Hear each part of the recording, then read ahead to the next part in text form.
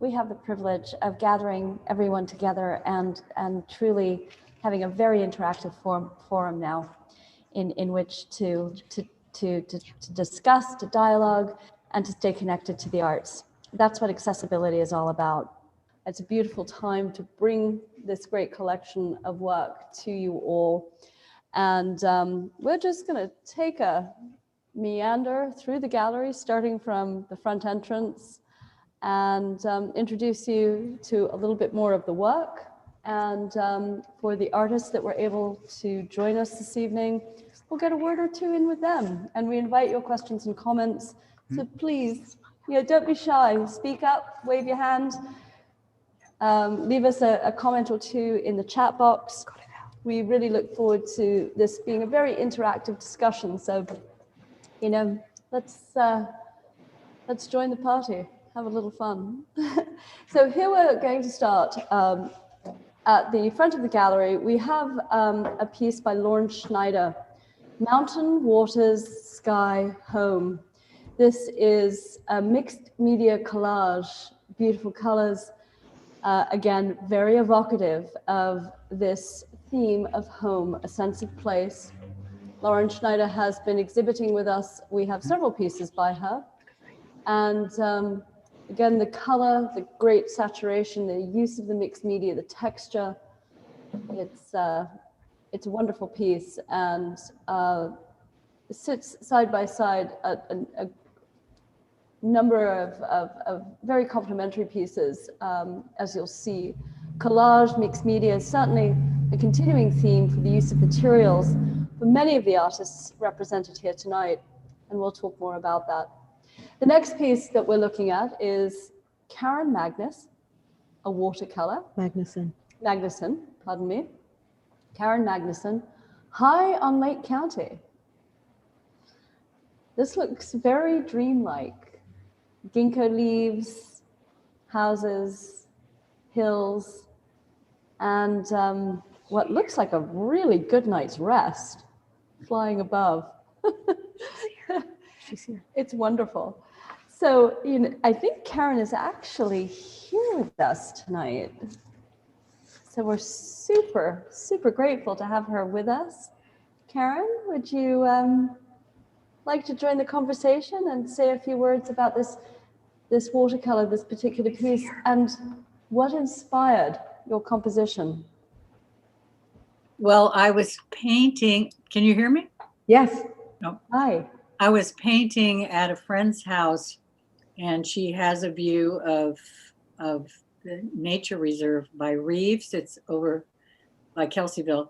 And I just looked out the window. You could see Mount Canocti. We were sitting on her porch, and the leaves were falling on us, the ginkgo leaves and everything.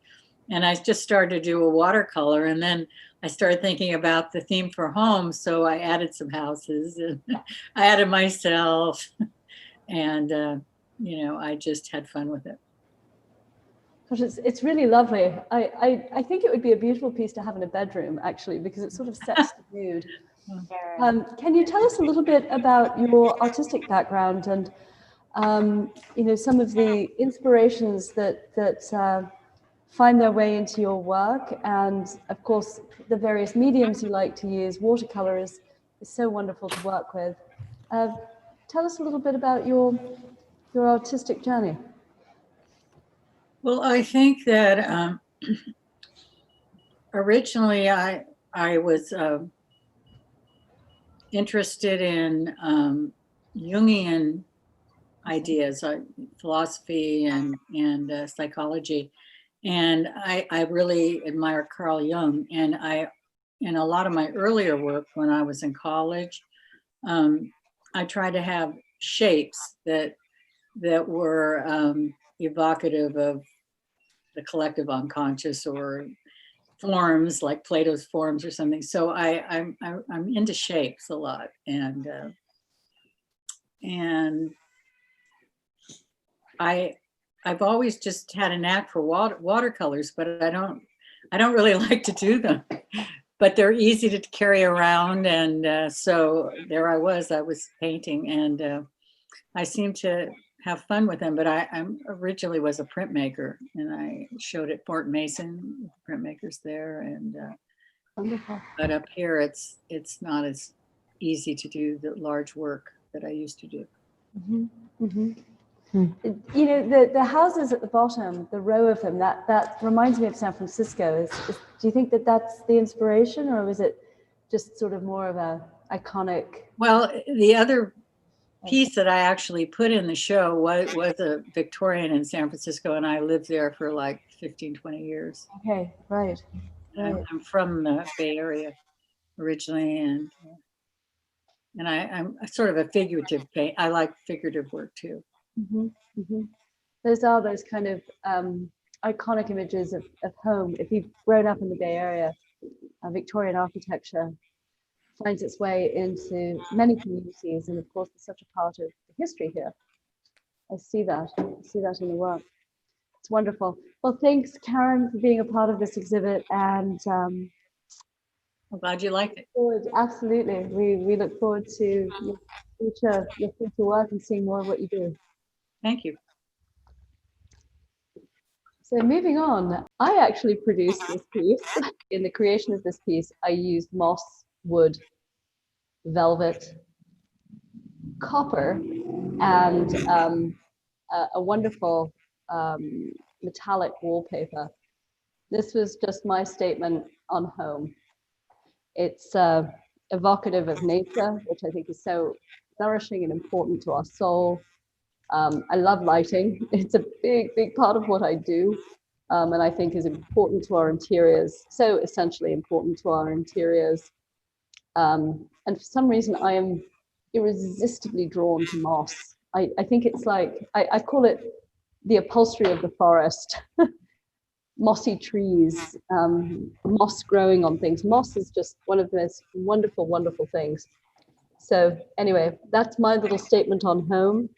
So the next piece that we're going to see, really, really, really fun piece. Graham Lloyd, he's actually one of the Middletown Art Center board members.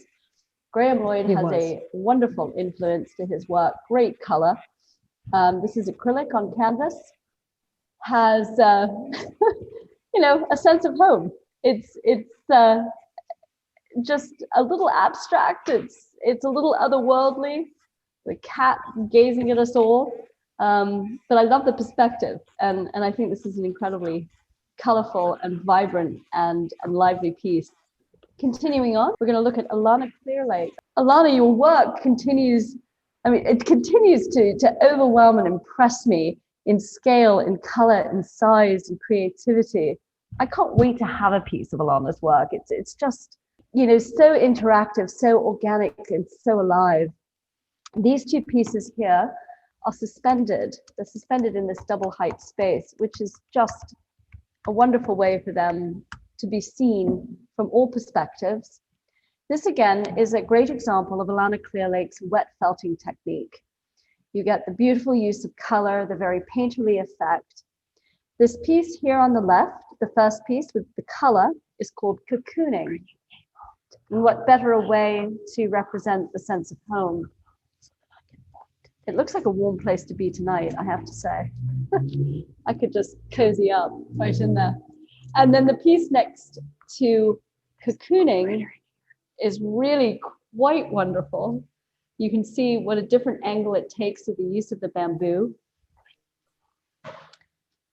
And take a close look, everyone. This one is called Peeper, because there's a little tiny creature that lives in there. So you, any one of you, could take this fantastic creation home and the little friend that lives within it. Alana, would you say a few words about these pieces and what inspired you? So what has sustained me since March has been my work. And I also took a couple of felting classes, which I had never done before. I'm pretty much self-taught. And up until taking these courses, I have been needle felting. So this was a turn for me. It's opened up more possibilities in terms of forms, like the one on the right. I couldn't have made this without taking the class because I just didn't know how to do it. So it's been really great for me to be able to have this ability to make stuff especially during this period. I also work from home, so my work and home are really tied together. Well, we're so grateful for you being here. And, this might be a good opportunity actually for us to show the next piece, really quite epic piece that Alana has contributed to the home exhibit. I know the name is Pueblo, but this may be one of Alana's largest pieces ever to date. It's really quite fantastic. This one is, correct me, Alana, about 15 feet? Yeah, it's 14, 15 feet. Wow. Goes way up in that ceiling.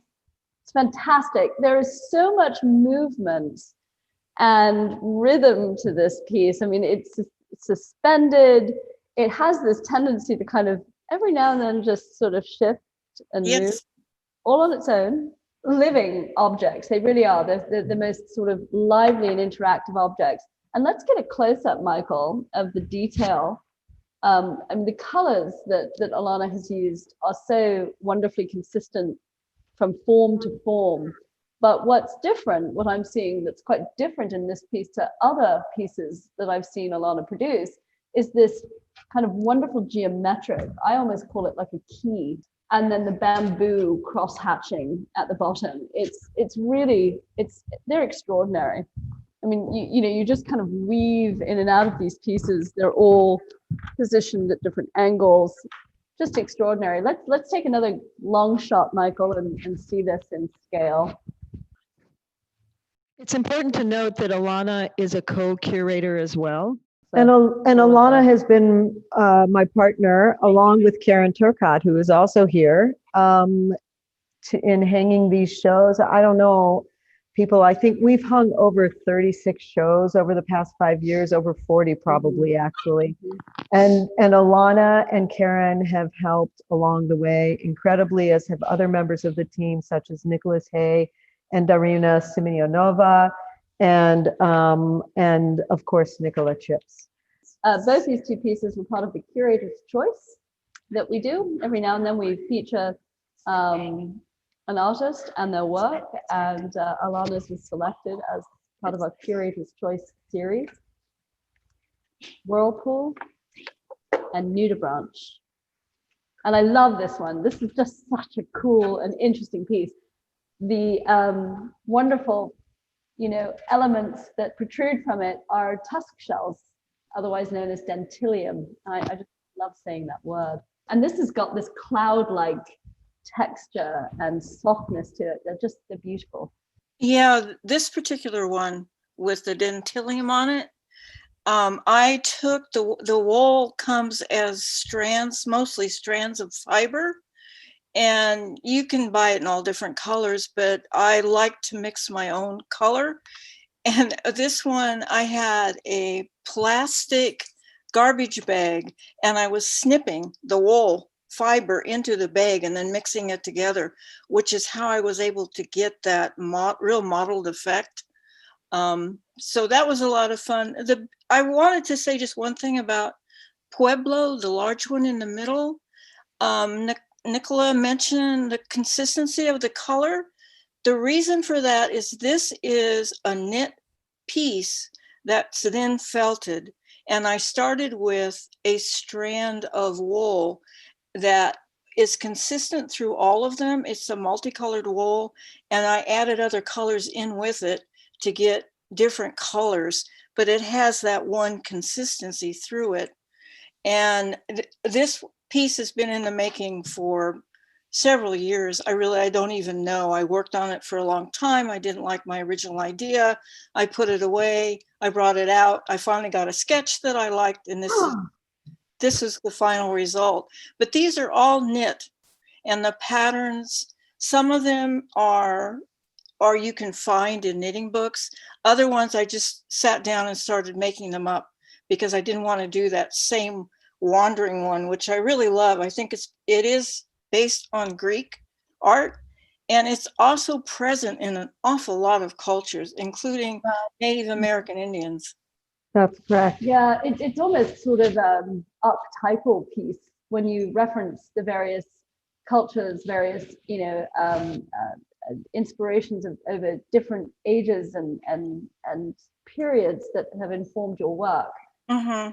Beautiful. Now, I want to take a moment, everybody, to just give you like just a little second about like, I look at this frame that you're looking at now and I'm just like, oh, what a beautiful frame. Look at the harmony of colors in this frame. Look at the patterns and the rhythms. It's so wonderful. You know, from the piece on the side that has like the ochre by Eric to Marcus's piece, all of these browns to Alana's piece to Kobe's piece with where all you see is the rhythm. That's the photo on the wall that's going backwards to what is actually my piece that has the 3 colors of earth that are there. Just the rhythm and the patterns that we're seeing are just so beautiful. I just can't tell you. Thank you, Michael, for just like being able to show us this show in a virtual way so that, I mean, one of the things that we as Lake County artists have in common is this love of land and earth. And you will find it. We have a lot of browns, but many different colors of brown. And it's wonderful and beautiful. And I hope you all can appreciate my little sidekick view of like rhythm and pattern and movement, because just look at that.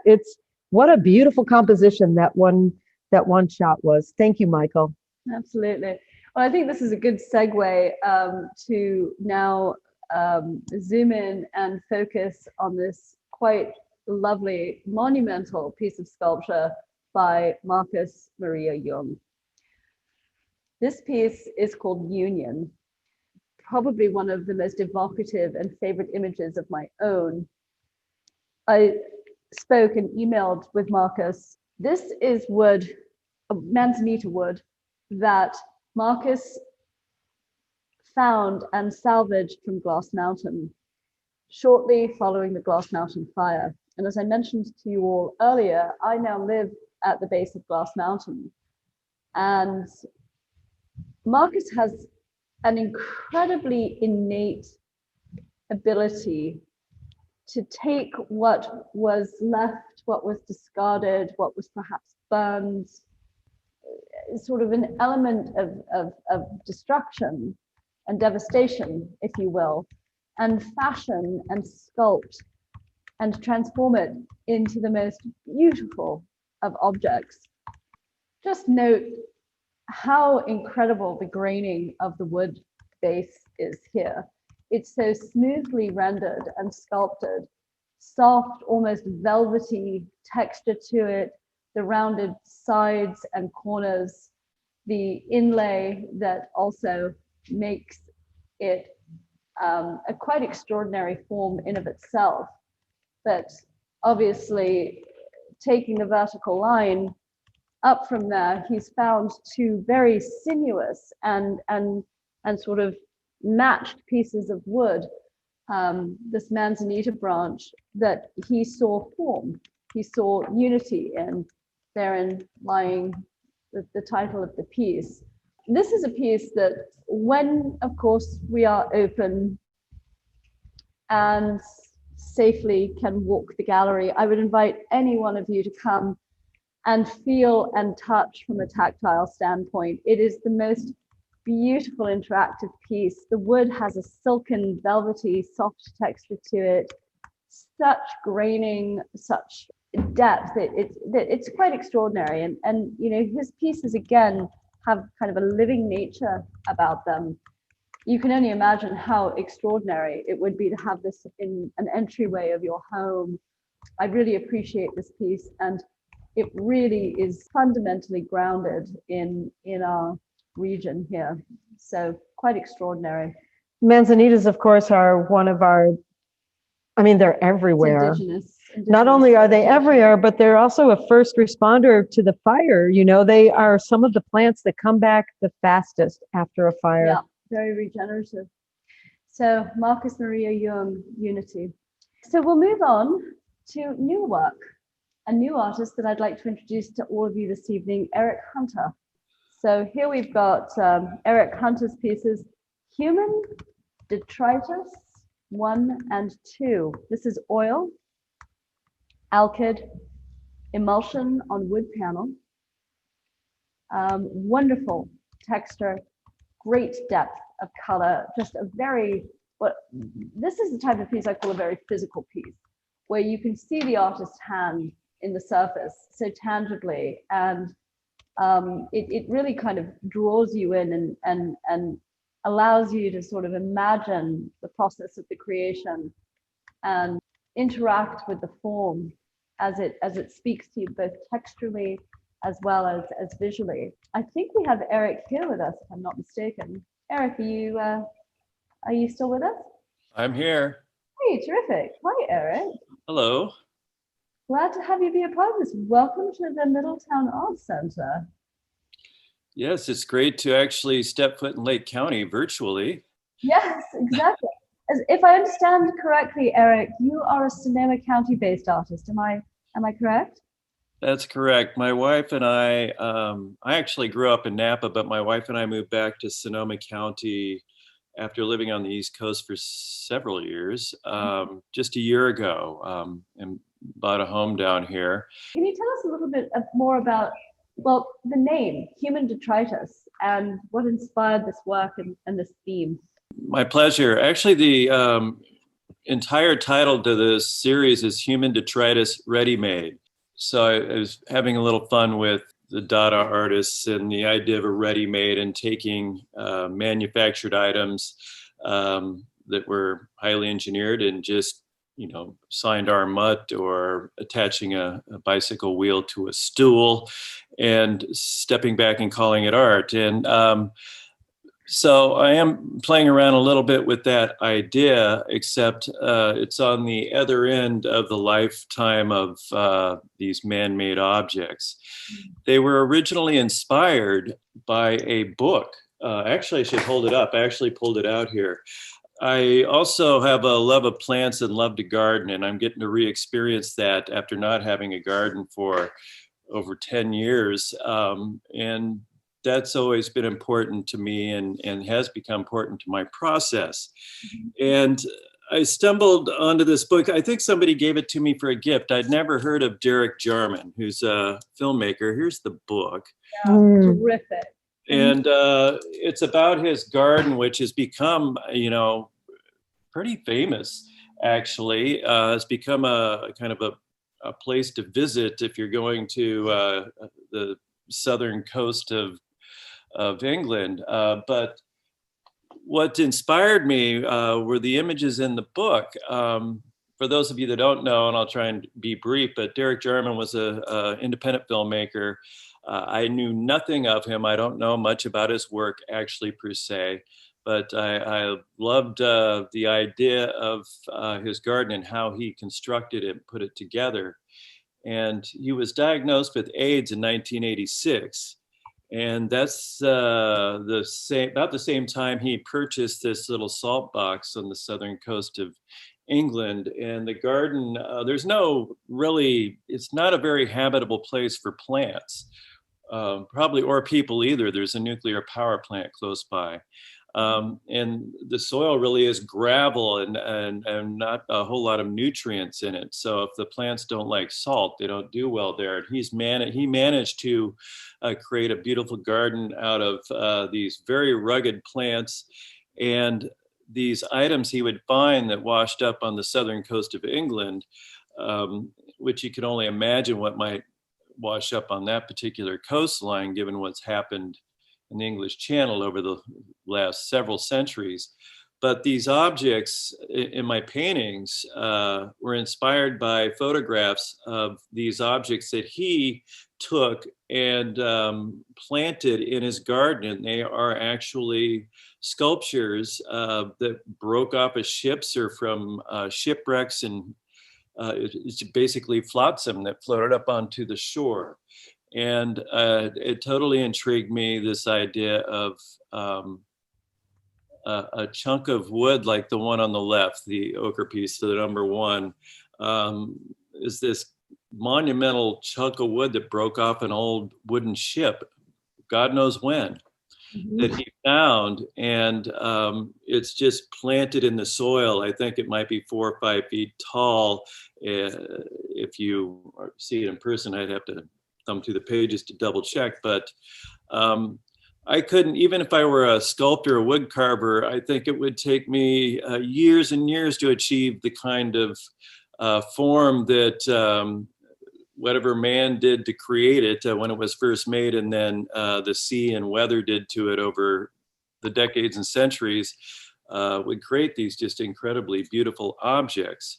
At least to me, most people would probably throw them in the trash bin, but artists are a little different, I think. Right, and detritus can inspire us. I mean, it's largely our creation anyway. So if we can see the beauty in what's left behind. Absolutely. And this piece right next to it is also so intriguing. The kites, Eric. Can you speak just briefly to that also for us? Well, again, this series was rooted in this same inspiration, and this object that really kind of transformed throughout the process of making the painting. You know, yeah, of course, I was looking at photographs and started to pay more attention to just chunks of stuff laying around that are taken for granted. But this is another one of these pieces out of his garden, and they were just inspirations, a place to jump off, and then let the addiction to paint take over from there. And I think originally this object was some sort of piece of farm equipment. Okay. You know, it looked kind of like a strange looking rake, and those kite-like shapes were actually rusty metal with, it came to a point and maybe you could dig in the earth. But I just loved the form and loved playing with it, and just and just kind of followed the paint. I like to make marks and then be inspired by the work and let it tell me what to do. I don't always have I rarely have a plan of what it's going to look like when I'm finished. Well, it's a process, isn't it? What I'm also seeing in your work, Eric, the juxtaposition of these two pieces is, you know, detritus can mean a lot of things to a lot of people. However, this work is very joyful and it's very uplifting. So I see different things in them, and well, of course, the use of color. You know, two very different thematic fields, but they influence each other. It's really lovely. We're so pleased to have you be a part of things. Thank you. No, thank you. It's my pleasure. I'm happy to participate. Lovely. And you're going to get to meet my wife here, I think, in just a moment. I think we are going to get to meet your wife. And how often does that happen, that we can have a husband and wife showing together in the same exhibit? So without further delay, it's my pleasure to introduce to all of you another wonderful new artist to the Middletown Art Center and to this exhibit of home, Julia Feldman. I think Julia's also here. She's joined us. Yes, I'm here. Hi, Julia. Hello. Hi. Hello. I had the pleasure of meeting you in person just the other day. It's just delightful, and ever more so just to be here this evening for our opening. These are wonderful, wonderful pieces. They're fiber art pieces, and I'd like to just announce them by title because I found them very evocative. The first piece on the left is called Freedom Walk. And the second piece, the larger piece, is called Admit One Elephant. And the first time I read that, I thought, okay. And then the second time, I walked past it just earlier this evening and I thought, oh, I get that. Well, for me anyway, there was an irony to that, a great irony that I felt. That's good. So please give us a few words on this wonderful work, the use of your mixed media, the use of your wonderful technique and skill in embroidery, and this lyrical quality that your work has. The Freedom Walk all of my work has some kind of a political home feeling to it. This is all part of a series of having to do a lot with immigration and my grandparents that came through Ellis Island and saw the Statue of Liberty, and then moving on to Admit One Elephant, which has the Tea Party, and what have we become, and why do we want to be here right at the moment? And I use a lot of found materials. I do hand and machine embroidery. I print. This particular one, the Admit One Elephant, is based. It sort of has a flag-like look in Africa. When the British left, they turned the flags over and used them to do their artwork on because they no longer needed them to fly. But this one it's just remnants of life, like what we want, what we're losing, how angry things have been. I did this at a time when the world was being really mean, and yet hopeful. There's a Petaluma chicken up in the corner. Beautifully rendered as well. There's such detail. Thank you. And the monkey on the evolution monkey it's all teetering on the teacups eating an apple. Well, there's a journey to your piece as well. Yes. You sort of feel that you travel through it, and it's very storytelling and very evocative. Thank you. Yes. Yeah. It's incorporated. It's lovely. Thank you. Julia, can you tell us more about, Michael, Inside the Little Room is another piece by Julia. And I have to say that something that we've introduced to this show by virtue of the participating artists is actually a tiny bit of a Jewish element, which, in a place like Lake County is quite rare, actually. And Julia, if you would be so kind as to speak to the aspect of tikkun olam, or mending the world, that you've included in this little tiny piece that you have here in particular. And also, this is part of my work as well. And Jonah, who is from the Cobb Art Ecology Project, also has some work that deals not so much necessarily with tikkun olam, but maybe with tikkun atzmi, which would be mending of self and mending of self in relation to place, and place, of course, is home. Right. Yeah, exactly. I don't know if we can get to the pieces to show them. Those tiny pieces on the right of the wall. The series, Michael. There we go. A little bit. These are lovely. These are they're so intricate.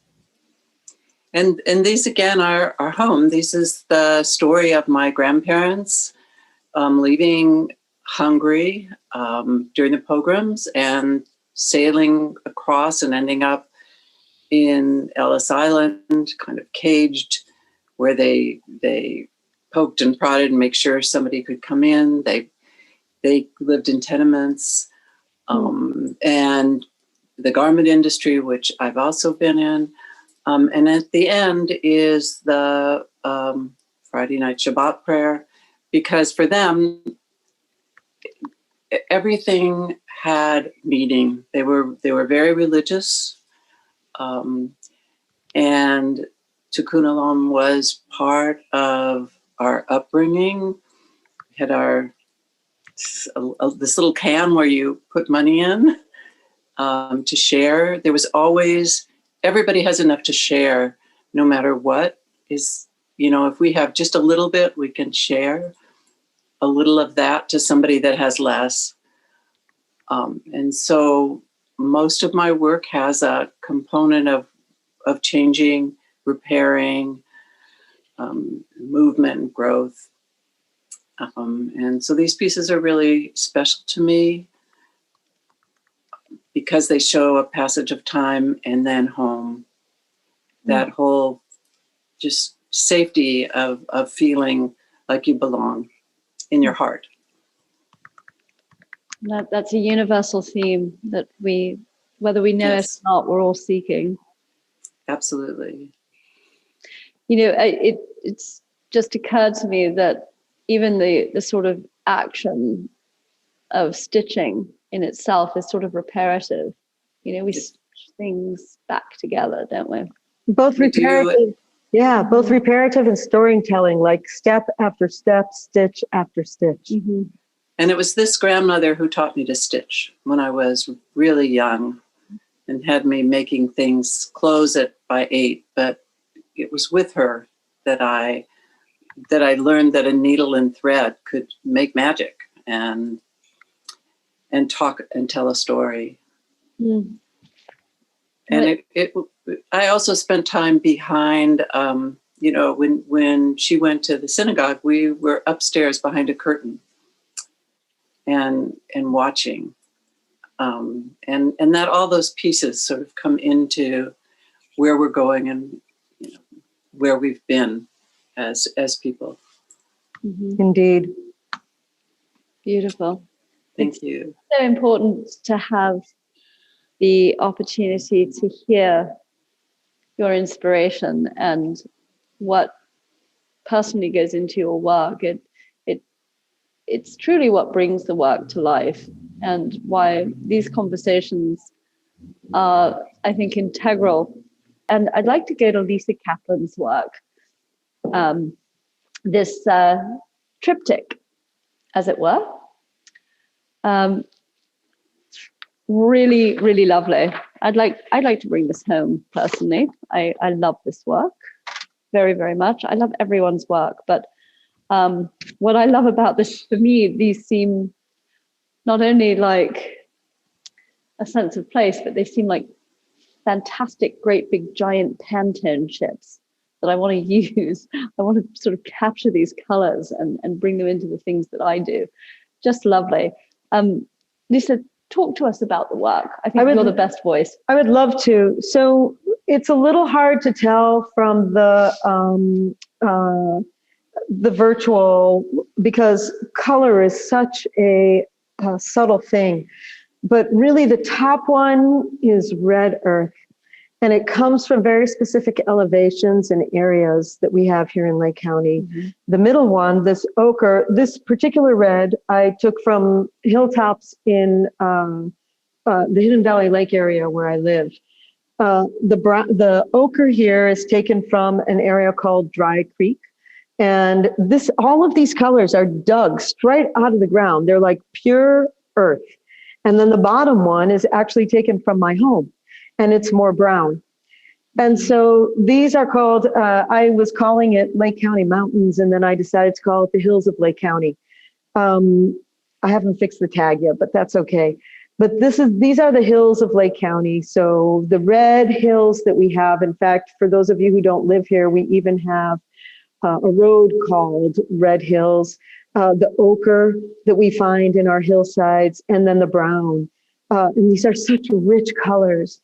And I did nothing to them except to add binders so that they would stick to the canvases that they're placed on. And I find the earth here to be so compelling and rich. And if you think about past, present, and future, it's all right in the earth.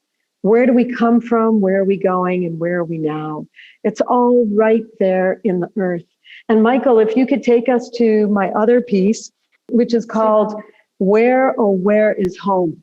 Which is kind of actually an ode to the Oliver song, Where is Love? Then for me, this is Where is Home?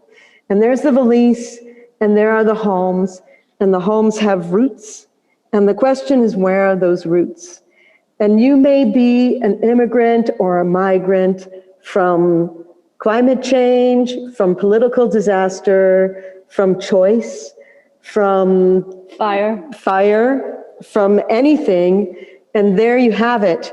You have your question of where are my roots and where is home? And having been uprooted at the early age of 10, that has actually been a very consequential and important part of my personal search in life and in art as well. And having lost my home in the Valley Fire, and then having experienced, 6 years of being on alert or even evacuating this summer, that question has been one that has been at the forefront of my personal. And this piece in particular, I think is, it just speaks directly to that question of where is home and what is home and where are my roots. But I will say that I found them for now in Lake County. And again, all of these colors are the color of the earth we have here. So just take a minute and suck that in. And these are only some of them, but all of these are just like earth clay that I work with straw, which is like adobe or straw bale, which actually my rebuild home is made out of straw bale with a rammed earth coating because it's more fireproof. And so just considering all of these things together, this is my home now, but who knows where it will be, because this is always a question. And, the consequences of climate and the fires that we have been experiencing regularly here year after year are serious business, and that our commitment to staying here and growing this place is also something that is important and meaningful and purposeful, and finding purpose in life to me. Well, I share that with Julia, actually, which is part of the reason why I prompted that question. Mending the world is part of what MAC does, and part of why I am personally so committed to our work is because we are participating in mending the world. And if MAC is doing that, well, folks, lots of you are doing that too, just by being here today and or by helping to support our work. So thank you again for seeing me through my work and for seeing our experience in Lake County through all of these artists' works. And of course, our Sonoma County artists share this experience, as does Nicola at this point in time. This is a real thing, and it's a real question, and it's a real issue. But if we all put our hands together and do a little bit to try and mend the earth as we mend the world, then we're doing something really good and meaningful and purposeful. Thank you. Again, a prevailing theme of this exhibit and even this year that we've all had is that we all deserve to feel safe. And we all deserve a sense of home. So here we've got Nick's wonderful work. Nicholas Hay has been a fixture here at Middletown Art Center, a wonderful contributing part of not only many myriad volunteer efforts. In fact, he's just arrived. I might even get him to say a word or two. We'll see if we can convince him. But we're having a look at Nicholas's work in detail. Nicholas is a printmaker and has an exquisite and intricate nature to his design, to his work. It's almost ethnographic. These particular two pieces in their scene, in their composition. There is a tribal element. There is almost a Judaic element.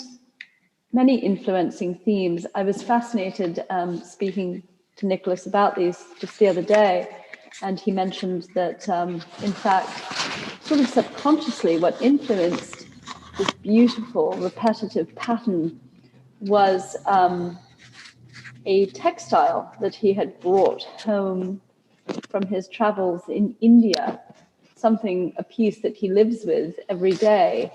And it was only after he had produced these pieces and worked them, and by the way, I love the names of them. They're called Strategies for Sanity 9 and 10. so well into the strategies, and I think he's obviously making progress. But strategies for sanity, and these again, had sort of come from an influence not only of travel but of just a thing that an item within Nick's home that had just sort of penetrated his sense of seeing and perspective and influenced this incredibly intricate work. Nick, may I invite you to say a few words? Yeah, sure. Hi, Nick. Where am I? Oh, okay. There you are. Talk to us about your work. Talk to us. Well, tell us, just even from a technical standpoint, the execution is so meticulous. Yeah, it's first inks, layers of ink on the background, and then pen and ink, acrylic, pen, and then watercolor for the small triangles, which you can't see that well, but a little bit. The bottom, different color palette, blue. Up top, just more reds, different shades of red. That's watercolor, because you can get kind of infinite shades of the same color.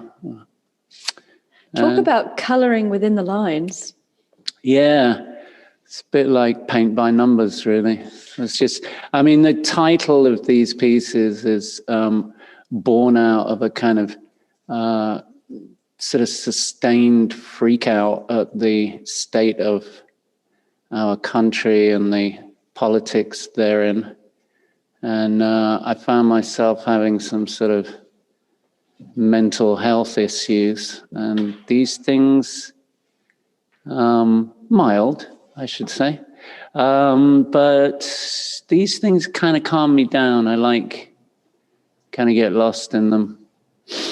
So that's the strategy for sanity. And there's a series of them. I've done quite a few. But they're intricate. They take up time. I mean, I suppose it's sort of OCD, really. But creative OCD. Well, and, conversely, I might suggest that they're meditative. They are, yeah. They definitely, I mean, it's definitely a state of kind of calm and sort of no thingness when executing these pieces. They are a meditation. That's true. In addition, Lisa has a comment. May I have your mic? Oh, Lisa and Nick, by the way, I'll just comment, are like brother and sister, so they are very much within their Bubble. each other's bubble, Yes, we're a bubble. thus unmasked. I want to just point, Michael, if you could just pivot just a tiny bit so we could see the movement and rhythm in the piece, and so that the people who are in the audience can see the hieroglyphic aspect as well. There's harmony, there's variety. These are exceptional. Okay, so there's one. You can see how the triangles change direction, they change color. You can see how the triangles change from full to empty. You can see the patterns. Thereafter, there's so much rhythm and variety in these. I find them incredibly pleasurable, if nothing else, as a way just to, I don't know, entice myself when I look at them. Like, they really do provide a sense of grounding or interest, and an increased interest. Like, you can really stick with these. Look at that, up and down, and the variety of color. It's like reading in a way. Mm-hmm. Mm-hmm. yeah, and the use of the paper as well, which almost seems like a papyrus to me. Nick had mentioned it's a watercolor, a heavy textured watercolor, but paper. But again, that they evoke a sense of the primitive, but yet in a complex and challenging way.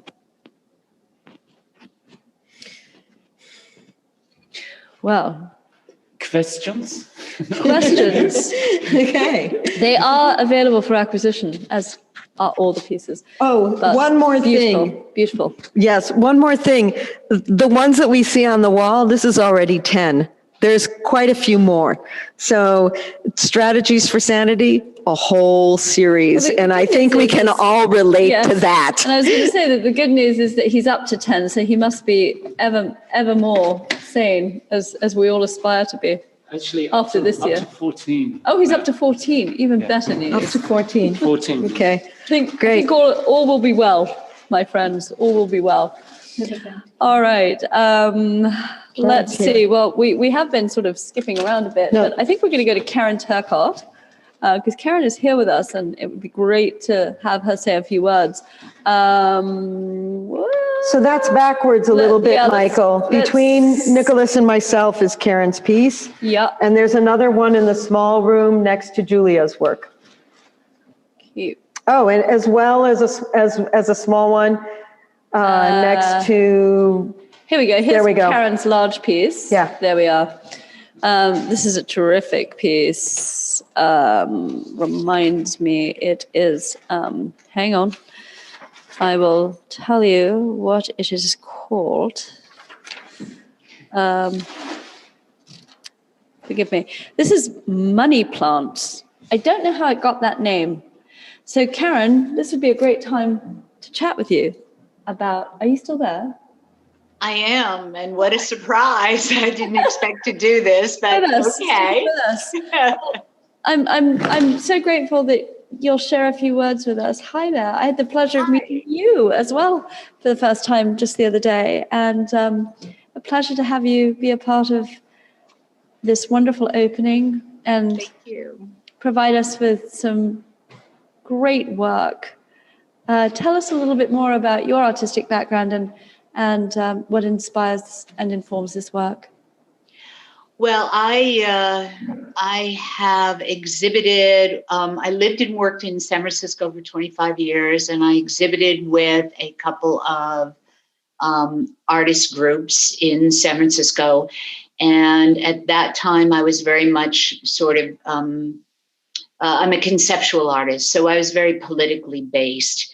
And then the wonderful world of Andy Goldsworthy struck me. Right. Love. And so, and at the same time when Andy Goldsworthy struck me, my husband and I bought a little cabin on an acre of land here on Cobb Mountain. And so every weekend we would come up and I would become more and more nature-based. And so aside from political commentary, I started to do all of these works based in nature. And this particular one, which is, I think, Money Plant 18, it's actually, this entire series is inspired by a walk on a friend's property. My darling friend Helen, her land was burned out. Several buildings were burned out off of her property. And the following spring, we were walking and looking, and there was the remnants of a money plant. There were the seeds and the stems. And so I'm assuming you all know about it because I grew up in New England, and this was a very typical, it's also known as the silver dollar plant. And so I asked Helen if I could have some pieces of it, and she said absolutely. And off I went into this whole conceptual abstraction of the plant. The seeds are extraordinary. They're big, they're bold, they're half formed, they're fully formed, and they have a wonderful sheen, which is not being picked up in this photo because you really have to see it in person, where there's a flatness to the background and I hope, a depth and a sheen to the individual pieces. So that's it. Money Plant series brought on by the Valley Fire. And I'm thrilled to have, and there are two others. Yeah, the colors. Love the colors. Yeah. Again, being very much nature-based in terms of materials and colors. These are the same ochres and the same things that Lisa is deeply attracted to. As a matter of fact, Lisa is my sister from another mother and father. That's so we share a lot of the same philosophies and the same connectedness to the earth.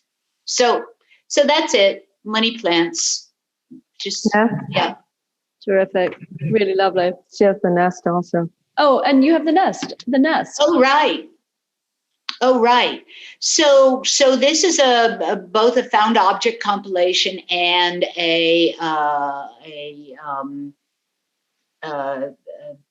abstraction of what a home is. So it certainly is more than just a house for humans or a shelter for humans.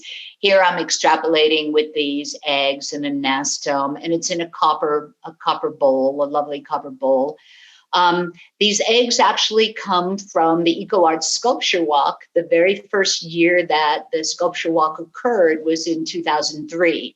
And my husband and I were given the park, the Middletown Trailside Park, to create a sculpture walk, but we were given no time.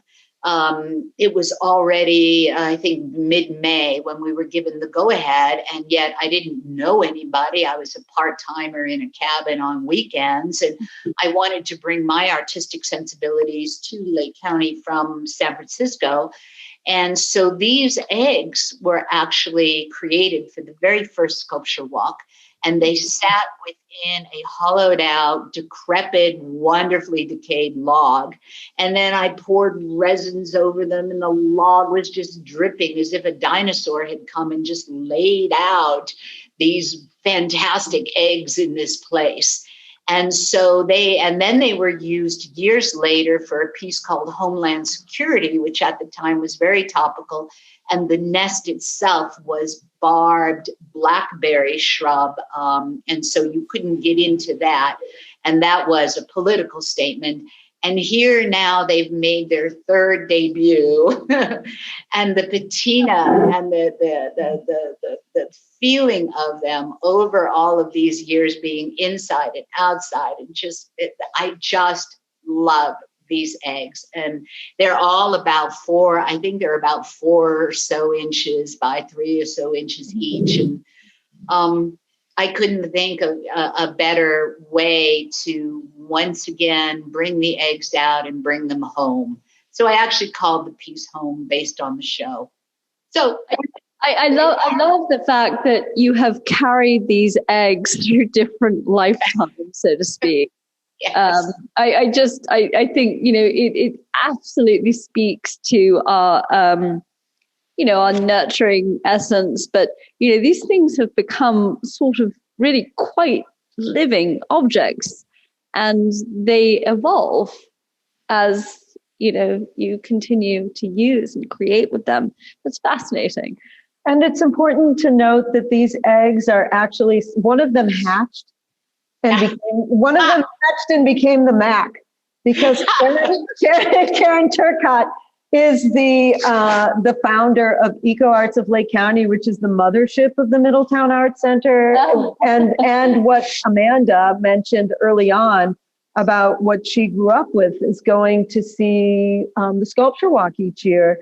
And in about 2012, Karen pretty much handed it off to me with a little bit of dialogue in between. And a few years in 2015, we decided that is, I guess, I and some other mothers decided that we wanted to have a place to show, to share, and to teach. And it eventually, after a few years, became the MAC, which is what it is today. And we operate under the nonprofit of the EcoArts of Lake County, which after the fire, of course, the park was destroyed. And so we became EcoArts of Lake County, DBA, Middletown Art Center, and it's ART. And that is why sometimes there may be a little bit of confusion. We are EcoArts of Lake County, DBA Middletown Art Center. And Karen, this would not have happened without you. And I love you and am grateful forever to you. So thank you so much for really putting that stake in the ground and helping me keep it going through everything. Thank you, sweetheart. You are absolutely welcome. And Amanda, I almost broke into tears when I heard that you came up through the sculpture walk. I think that is just so lovely.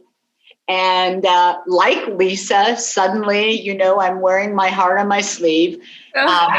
But thank you so much. And I can't think of a better way that all of this has evolved. And I'm just loving stepping back, being a participating artist, and watching the wonderful, wonderful growth of this organization. It's a true joy. And thank you all so much. And as I mentioned, Karen has participated as a co-curator, and she and her husband, John Williams, have helped me write many of the grants that we've received from as a matter of fact, almost all of them, from the National Endowment from the Arts and the California Arts Council, which are project-based.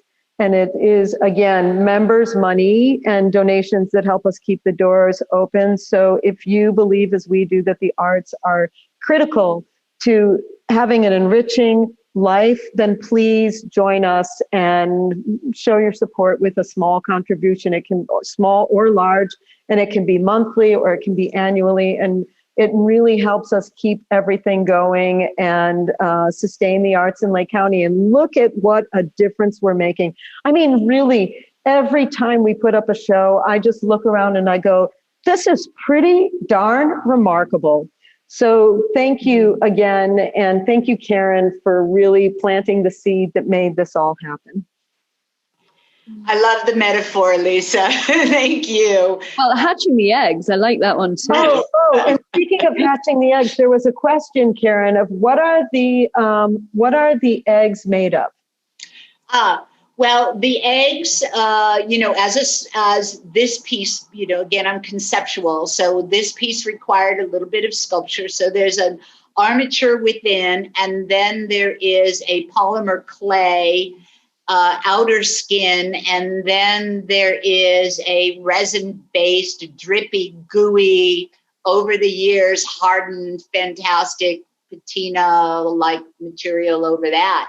So it's extremely multi-layered, and again, were created in 2003 and have lived many lives. So hopefully someone may want to actually keep them and contribute to the MAC. And, as Nicola keeps reminding you all the works are for sale. And you don't, there's no obligation, but, every piece wants to find a home.